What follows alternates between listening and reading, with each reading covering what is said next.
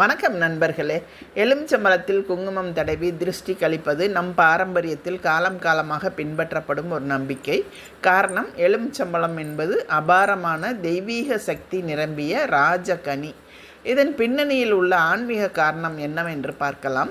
எலுமிச்சம்பழத்திற்கு சுற்றியுள்ள எதிர்மறை ஆற்றல், அதாவது நெகட்டிவ் எனர்ஜின்னு சொல்லுவோம் இல்லையா, அதையும் மற்றும் அந்த கண் திருஷ்டியை தன்னுள் ஈர்த்து கொள்ளும் அபாரமான சக்தி இருப்பதாக நம்பப்படுகிறது.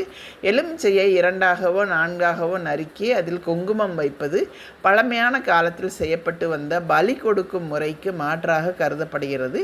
இது தீய சக்திகளை திருப்திப்படுத்தி அவற்றை நம்மை விட்டு விலகி செல்ல செய்யும் ஒரு குறியீட்டு செயலாக திகழ்கிறது. எலுமிச்சை சாறும் குங்குமமும் சேரும்போது ஒரு விதமான வேதி வினை ஏற்பட்டு அந்த சூழலில் உள்ள நுண் கிருமிகளை அழிக்கும் அல்லது எதிர்மறை அதிர்வுகளை குறைக்கும் ஆற்றலை பெறுவதாக கருதப்படுகிறது.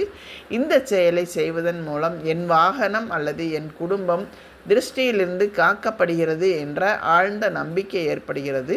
இது வாகனத்தை ஓட்டுபவருக்கு அல்லது வீட்டின் உரிமையாளருக்கு ஒரு பதற்றமில்லாத மனநிலையை தருகிறது. யோக முறையில் பூத சுத்தி என்பது ஐம்பூதங்களை சுத்திகரிப்பதாகும். எலுமிச்சம்பழத்தை பயன்படுத்தி திருஷ்டி கழிப்பது நம்மை சுற்றியுள்ள ஆற்றல் மண்டலத்தை சுத்திகரிக்கும் ஒரு சிறிய வகை சடங்காகவே பார்க்கப்படுகிறது.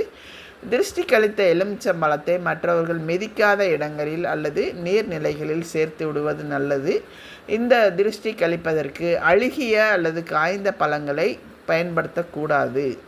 இது ஒரு மத நம்பிக்கை சார்ந்த சடங்கு. எனவே இதை செய்தாலும் நாம் வாகனத்தை முறையாக பராமரிப்பதும் போக்குவரத்து விதிகளை பின்பற்றுவதும் முக்கியமான ஒரு காரணமாக வைத்து கொள்ள வேண்டும்.